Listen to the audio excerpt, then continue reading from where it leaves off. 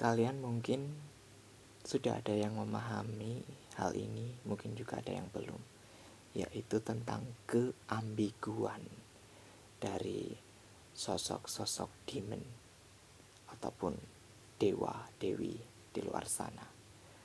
Mereka terkadang adalah sosok-sosok ambigu yang menjadi agen ganda. Mereka adalah embodiment atau perwujudan dari suatu konsep yang saling berkebalikan. Contohnya, Osiris. Osiris adalah dewa kematian, tapi dia juga dewa kehidupan. Cernunnos. Cernunnos adalah dewa kematian, tapi dia juga dewa kesuburan, yang mana kesuburan berkaitan dengan kehidupan. Dan banyak lagi contohnya. Yang unik adalah pengalaman saya ketika saya melakukan inisiasi ke Klifatagirion. Di sana saya bertemu dengan sosok Lucifuge Rovokale ya. Kalau tidak salah saya pernah membahas ini atau belum ya. Tidak masalah, saya akan bahas. Kalau sudah pun tidak masalah, saya bahas di sini lagi ya. Jadi ketika saya melakukan inisiasi ke Klifatagirion, di sana saya bertemu dengan Lucifuge. Lucifuge meminta saya untuk menghentikan proses inisiasi saya. Segala inisiasi saya berhenti di situ, di Klifatagirion. Dia menawarkan saya untuk meninggalkan semua tujuan saya pada proses inisiasi tersebut dan menjalin pact atau fakta atau perjanjian dengan dia. Dia menawarkan kejayaan, kemakmuran, kemasyuran, kekuatan, dan kedudukan. Segala yang saya minta dapat dia kabulkan. Dan kalau saya bersedia, saya diminta untuk memakan dagingnya yang dia ambil dari bagian dada. Beruntungnya saya saat itu, saya terkoneksi dengan higher self saya. Jadi higher self saya memperingatkan, jangan terkecoh, jangan terkecoh. Itu adalah pencobaan. Tetap teguh pada jalan jiwamu. Kemudian saya merespon Lucifuge seperti ini. Maaf, tapi saya tidak makan daging merah. Nah, sebenarnya ini bukan sekedar alasannya, tapi memang benar saya mengatakan yang sejujurnya. Saya tidak memakan daging merah, itu benar. Di dunia nyata saya memang tidak makan daging merah. Kemudian saya melanjutkan, saya lebih suka mencapai sesuatu dengan proses daripada mendapatkan sesuatu dengan instan. Itu tidak membuat saya berkembang atau tidak membuat saya merasa puas. Setelah mengatakan seperti itu, Lucifuge hanya menyeringai, kemudian saya meninggalkannya. Singkat cerita, saya melakukan ritual dan melakukan ritual kepada Lucifuge, dan kami bertemu untuk yang kedua kalinya.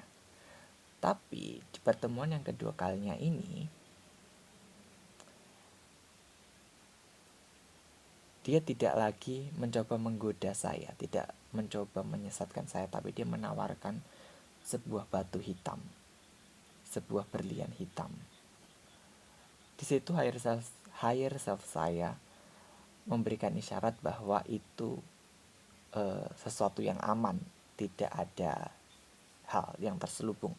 Kemudian patron demon saya, Azazel, juga memberitahukan bahwa itu sesuatu yang aman, tidak masalah. Kemudian saya menerima batu itu dan ritual selesai. Kemudian seiring berjalannya waktu, saya mendapatkan kesadaran makna dari batu tersebut itu apa.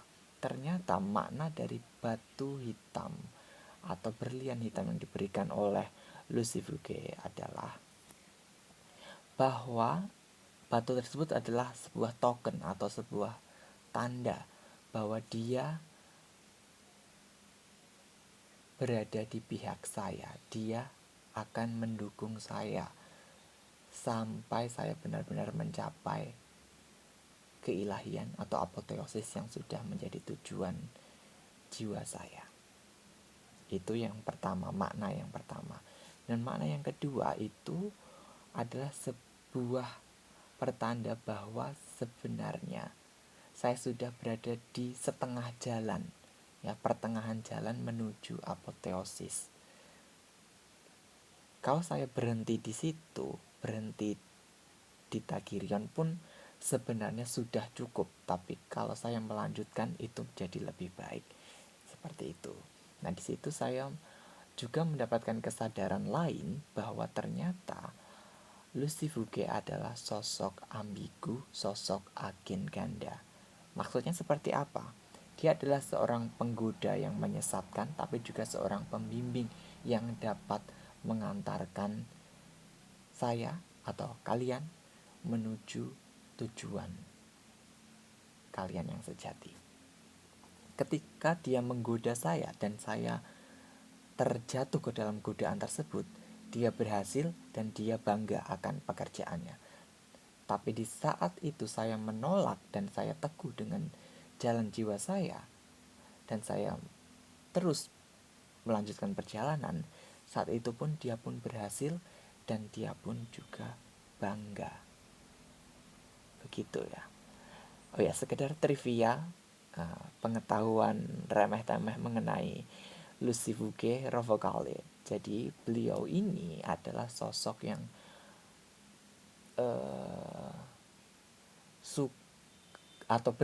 suka ditugaskan untuk menyampaikan titah-titah semacam itu ya. Ketika kamu memang berhasil menyelesaikan proses inisiasi kamu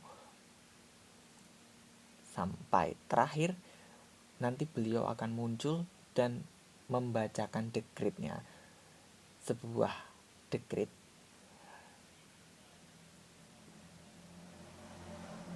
bla bla bla bla bla, dilantik, dinobatkan sebagai bla bla bla bla bla. Intinya seperti itu, membacakan seperti itu di depan kalian, dan beliau juga akan mentahbiskan kamu sebagai penguasa di mana, di klifa-klifa yang ada di Sitrahara itu, menobatkan kamu, menobatkan kalian ya. Sebenarnya contoh entitas-entitas yang ambigu atau sebagai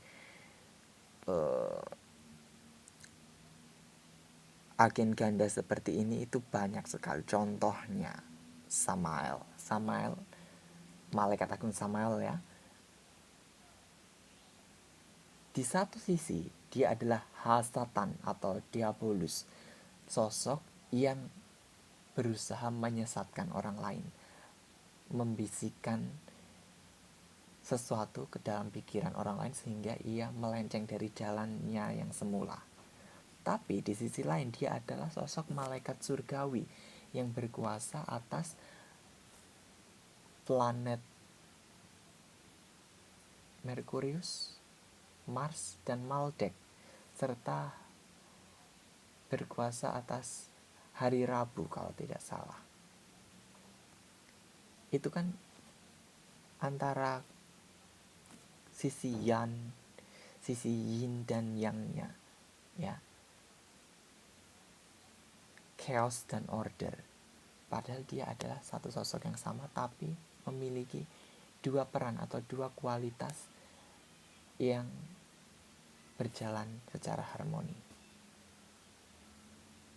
Kemudian contoh lain sosok yang ambigu adalah Dewi Hekate. Dewi Hekate dikatakan sebagai dewi yang membantu kelahiran manusia, bayi ya.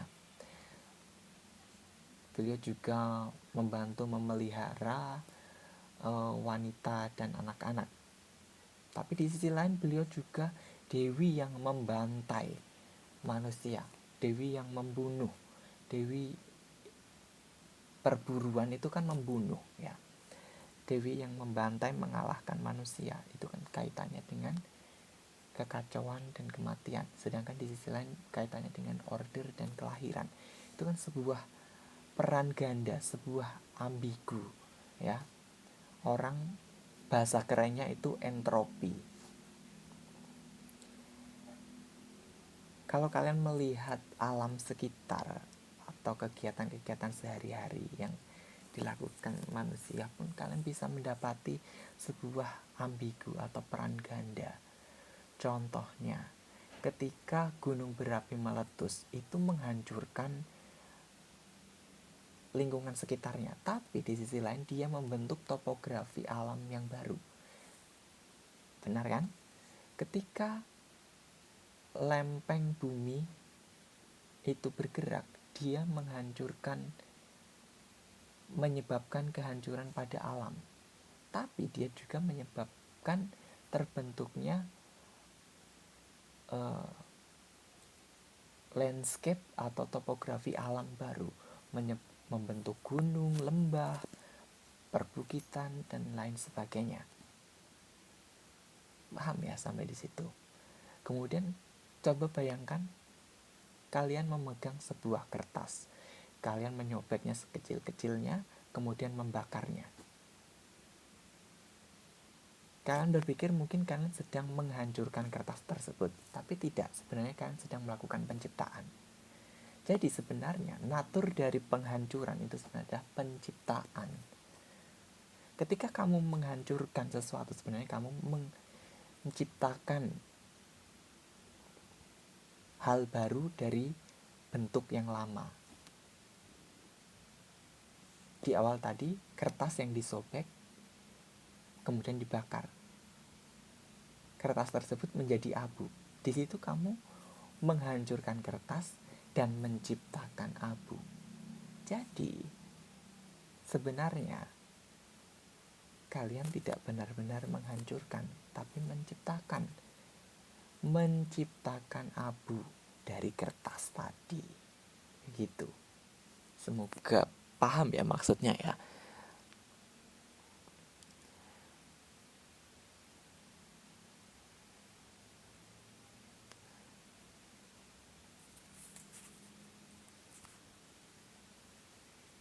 Itu saja yang dapat saya sampaikan ya. Semoga ini bisa memberikan gambaran kepada kalian bahwa entitas-entitas di luar sana itu tidak hanya melulu sesuai seperti yang digambarkan oleh praktisi A atau artikel yang kalian lihat. Mereka itu makhluk multidimensi. Jadi punya banyak sisi, entah jumlah sisinya itu berapa tidak ada yang tahu. Tapi yang pasti, setiap sisinya itu akan terafiliasi dengan dua kubu, yaitu kubu chaos, kubu order, kubu life, kubu death, penciptaan, penghancuran, selalu seperti itu ya. Jadi saya mengharapkannya kalian bisa melihat melampaui sosok tersebut. Lihat sosok tersebut bukan sebagai wujudnya, tapi sebagai suatu kesadaran, suatu kecerdasan. Karena di luar sana masih banyak sekali yang terjebak pada wujud-wujud atau kualitas-kualitas yang sudah mainstream ya, tersebar di berbagai situs artikel atau video YouTube atau penuturan penyampaian dari praktisi. Misalnya, maksud saya seperti ini. Misalnya Asmodeus itu kan terkenalnya demon lust, berkaitan dengan hawa nafsu birahi.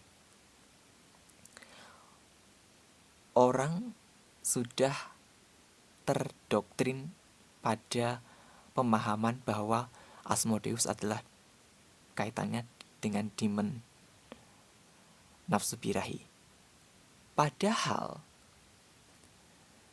Asmodeus itu juga berkaitan dengan peperangan, pertumpahan darah.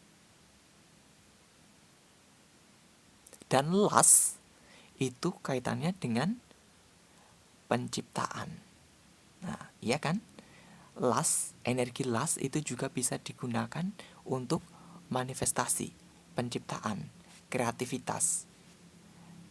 Dan aspeknya yang bengis, yaitu yang berkaitan dengan peperangan dan pertumpahan darah, itu berkaitan dengan kekacauan dan kematian. Nah, Asmodeus di sini adalah makhluk ambigu, makhluk yang memiliki peran ganda, seorang agen ganda. Tentu saja Asmodeus ini tidak hanya seperti itu. Masih banyak sisi-sisi lain, kualitas-kualitas lain, aspek-aspek lain dari Asmodeus. Dan kalian bisa mengeksplornya. Jangan hanya terpaku pada apa yang sudah kalian temukan di internet, di YouTube, atau yang sesuatu yang disampaikan oleh praktisi. Explore sendiri, explore lebih jauh. Inti dari left hand path okultisme adalah mengeksplor apa yang tersembunyi, apa yang tidak ada di permukaan. Begitu ya. Semoga bisa tambah paham dengan natur sejati dari entitas demon, infernal gods, dewa-dewi, dan sebagainya macamnya itu. Sampai jumpa di video Mageniskala yang lain.